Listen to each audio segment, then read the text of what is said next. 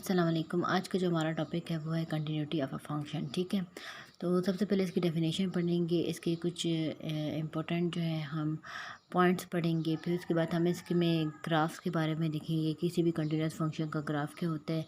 Continuity at a point पढ़ेंगे, continuity at an on interval पढ़ेंगे। ठीक है, तो उसके बाद जो है हम उसके रिलेटेड क्वेश्चंस जो है वो भी सॉल्व करेंगे। ठीक है, सबसे पहले हम इसकी डेफिनेशन पे जाते हैं कि a function f of x is said to be continuous at a point x1। किसी पॉइंट पे जो है फंक्शन कंटिन्यूस होगा अगर if the following conditions are satisfied, जब उसमें ये तीन कंडीशंस होंगी। ठीक है, तो तीन कंडीशंस तो यहाँ पे लिखी हुई हैं, उसको मैं ओरली समझा देती हूँ पहले, फिर मैं आप लोगों को बताऊँगी कि यहाँ पे लिखा क्या है। ठीक है, सबसे पहली कंडीशन है कि फंक्शन में जब आप x1 पुट करें तो आप उस पर जो है आंसर आपके पास आना चाहिए। फॉर एग्जांपल मैं यहाँ पर अगर एग्जांपल के तौर पे ले लूँ, लेट सपोज आपके पास x+2 एक फंक्शन है।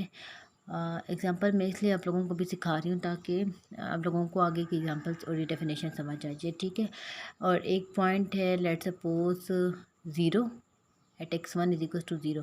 तो पहली कंडीशन क्या कह रही है कि आप फंक्शन में x1 जो है वो पुट करें तो फंक्शन का आंसर एक डिफाइन आंसर आना चाहिए, यानी कि इन्फिनिटी ना हो, 0/0 ना हो।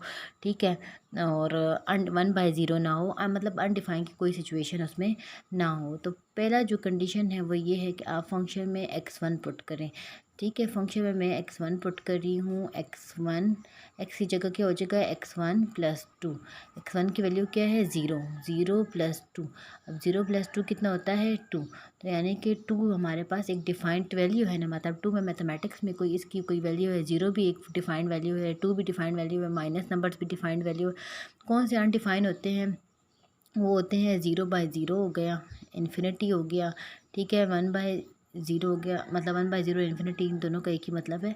ठीक है, एंड सो ऑन, ये इसके मतलब है। ठीक है, मतलब यूजुअली ये इनके वो होते हैं। ठीक है, बाकी 0 आ जाए, 2 आ जाए, उसका कोई मतलब होता है, ऊपर नीचे 0 नहीं होने चाहिए। ठीक है, दूसरा ये है कि उसकी लिमिट जो है वो एग्जिस्ट करनी चाहिए। लिमिट एग्जिस्ट करने का ये मतलब है कि आप उसमें अब फंक्शन में जब आप लोग डायरेक्ट पुटिंग करते थे, ठीक है, लिमिट एग्जिस्ट करने के लिए अगर 0/0 आ जाए तो हम लोग कुछ काम करते हैं जिसका काम कहते हैं, चलो जी रैशनलाइजेशन कर लिया है, फार्मूला मेथड यूज़ कर लिया। ठीक है, तो वो हम उसमें लिमिट में यूज़ करके उसको हम चेक कर सकते हैं। ठीक है, तो लिमिट उसकी एग्जिस्ट करनी चाहिए। तीसरा ये है कि लिमिट आप लोग पहले इसके पहले टॉपिक में पढ़ चुके हैं। ठीक है, पहली वीडियोस हैं आप लोगों के पास। तीसरा ये है कि पहले फंक्शन से जो आंसर आता है, यानी कि इससे जो आंसर आया और वो लिमिट से जो आंसर आया, वो दोनों के दोनों जो है वो सेम होने चाहिए। ठीक है, लिमिट आपने x1 पे अप्लाई की और फंक्शन में जो x1 में वैल्यू पुट की, तीनों सेम आया है। तो ये तीनों की तीनों कंडीशन जो है अगर सेटिस्फाई कर रहा है तो फंक्शन क्या होगा, कंटिन्यूस होगा। ठीक है, पहली कंडीशन सेटिस्फाई कर रहा है तो आप इस कंडीशन नंबर 2 में जाएं, कंडीशन नंबर 2 सेटिस्फाई कर रहा है तो 3 पे जाएं। ठीक है, अगर पहले सेटिस्फाई नहीं कर रहा तो 2 और 3 पे जाने की ज़रूरत जो है आपको नहीं है।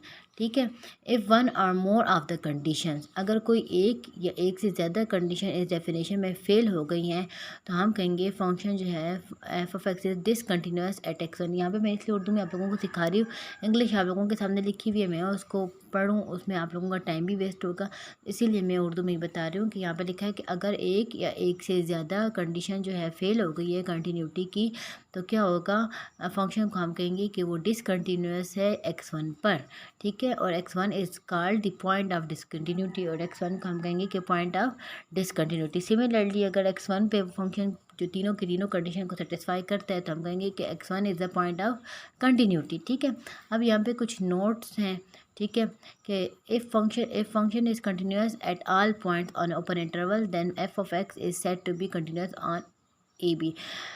ठीक है, यहाँ पे लिखा हुआ है कि आपके पास एक ख़ास मखसूस इंटरवल ले लिया। फॉर एग्जांपल इंटरवल का क्या मतलब है, या लेट सपोज 2 से लेकर 4 तक, इसमें सारे दुनिया के तमाम नंबर्स आते हैं जो 2 से 4 तक हो, 2.1, 2.3, 2.5, 2.6, 3.1, 3.2 एंड सो ऑन। यानी कि आपके पास इसमें कितने नंबर्स हैं, 2 से लेके 4 तक इन्फिनिट नंबर्स होते हैं दुनिया में। ठीक है, इंटरवल में, ठीक है। 2 से लेके 4 तक इंटरवल में आपके पास कितने नंबर होते हैं, इन्फिनिट नंबर्स होते हैं, ठीक है। अगर कोई फंक्शन कंटिन्यूस है, हर एक हर एक पॉइंट, चाहे 2.1 2.2, मतलब इसके कितने नंबर्स हैं, इन्फिनिट नंबर्स पे वो कंटिन्यूस है, तो हम कहेंगे कि वो जो है ऊपर इंटरवल के हर एक पॉइंट पे कंटिन्यूस है, तो हम कहेंगे कि फंक्शन कंटिन्यूस है पूरे के पूरे इंटरवल में। अगर तमाम के तमाम पॉइंट्स में कंटिन्यूस है तो फंक्शन इस पूरे इंटरवल पे भी कंटिन्यूस होगा, ठीक है। एक ही बात है कि अगर फंक्शन कंटिन्यूस है तमाम पॉइंट्स पे, ठीक है, 2.1 पे, 2.221 पे,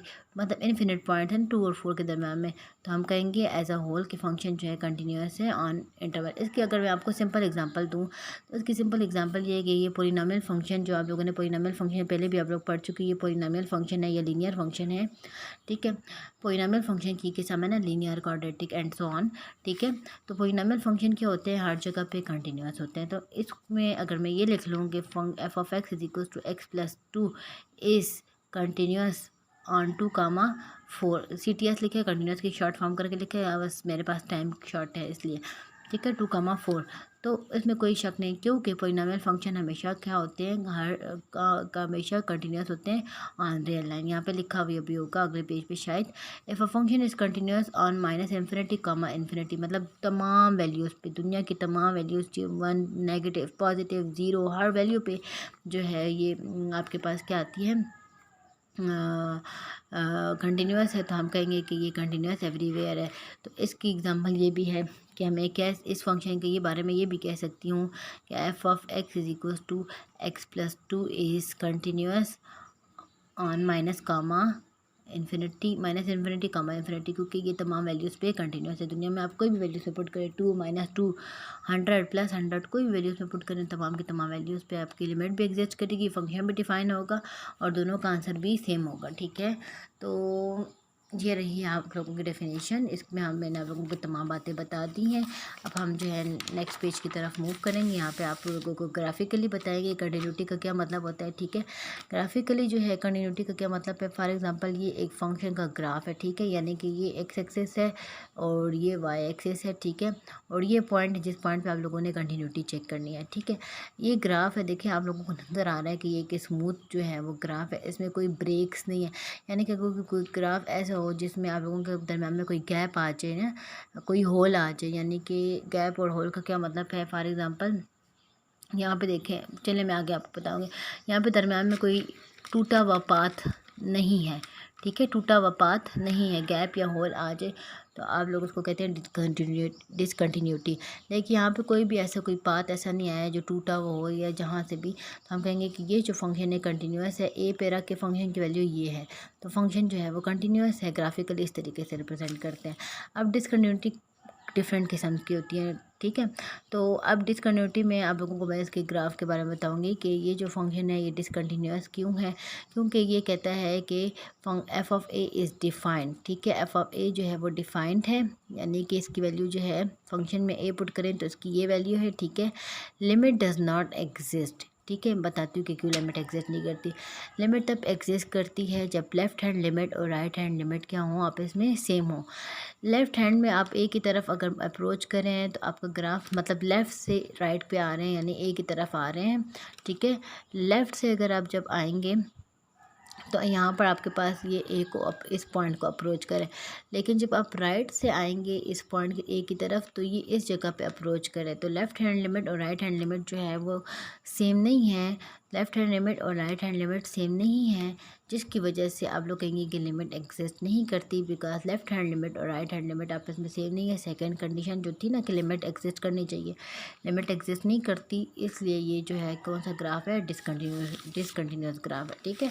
अच्छा, अब आपके पास है ये ग्राफ नंबर सी, इसमें आपके पास क्या है कि फंक्शन की जो वैल्यू है वो ए पे क्या है, वो एम है, ठीक है, फंक्शन की वैल्यू क्या है, ए पर एम है, ठीक है, लेकिन लिमिट जो है वो एग्जिस्ट नहीं करती। लिमिट इसलिए एग्जिस्ट नहीं करती क्योंकि यहाँ पर इसका गैप है, लेफ्ट हैंड लिमिट में इस तरफ के ऊपर की तरफ अप्रोच करते जा रहे, कोई हाथ नहीं, राइट हैंड लिमिट में किसी पॉइंट पर अप्रोच करेंगे, दोनों एक पॉइंट पे मीट नहीं करेंगे, ठीक है, कोई एक ऐसा पॉइंट नहीं होगा जिसके पे ये मीट करें, जिसमें हमें नज़र आ जाए कि ये आपके पास ए पे मतलब ए पे ये मीट नहीं करेंगे, इसका मतलब है कि ये डिसकंटिन्यूस है क्योंकि इसकी लिमिट एग्जिस्ट नहीं करती ए पे। सेकंड थर्ड ग्राफ ये है फंक्शन नंबर डी, ठीक है। फोर्थ ग्राफ है, सॉरी है। अब फंक्शन जो है वो अनडिफाइंड है, यहाँ पे फंक्शन की यहाँ पे होल दिया हुआ है, ए पे फंक्शन की कोई वैल्यू नहीं है, फंक्शन जो है अनडिफाइंड है। लिमिट एग्जिस्ट जो है वो करती है, लिमिट जो है एल ए पर क्या है, फंक्शन पे जो है वो वैल्यू उसकी होल बनी है, जबकि फ़ंक्शन की जो लिमिट है वो क्या है, वो अगर आप यहाँ पे लेफ़्ट साइड से आएँ तो उसकी लिमिट का क्या मतलब होता है, करीब से करीब तर।